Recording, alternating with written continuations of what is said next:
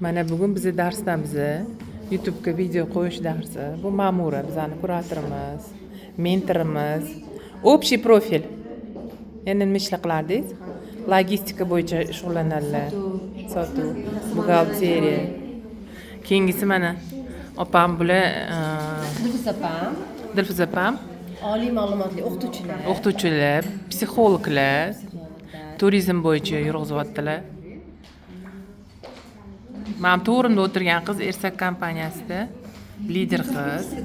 Kofilarni ichib, men bitta hammani havasini keltirib o'tiradilar, lekin bermaydilar bitta ham. Bir marta ham hali mehmon qilmadilar. Lekin ani yog'irasa maqtadim reklama qilib. Ersak yog'ini. Bu qizimiz ham bizga kuratorlar. Ismingiz nima edi? Madina. Bu qizimiz otlari nima edi? Va Gulirano kofe damlab. Polni. Bular ustozimiz mana Durdona. Bu qizimiz Aziza intim gimnastika demoqchiman. Intim tovarlar bo'yicha, mahsulotlar bo'yicha ekspertlar o'zinglarni g'ovdiylarga, didiylarga, ko'rinishinglarga qarab shundan tanlab beradilar. Bu qizimiz Barno. Mana shu qiz meni kinnalagan. Dirraboni kuchi yetmagan.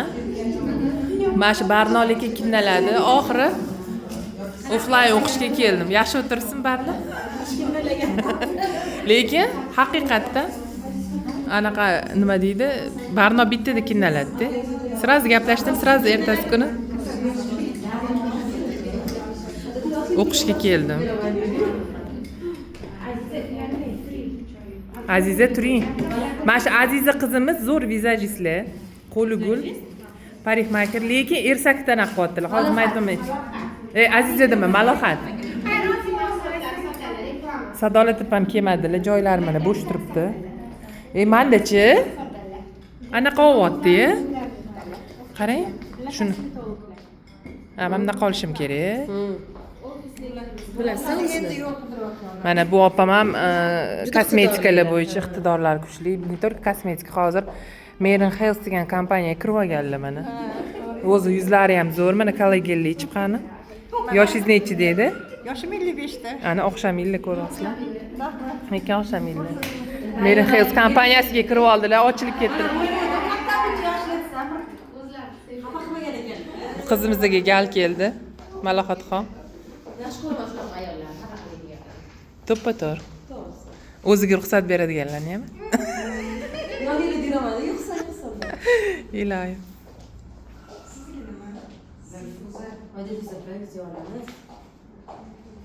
Hamma olyaptimi video? Bu faqat bitta men.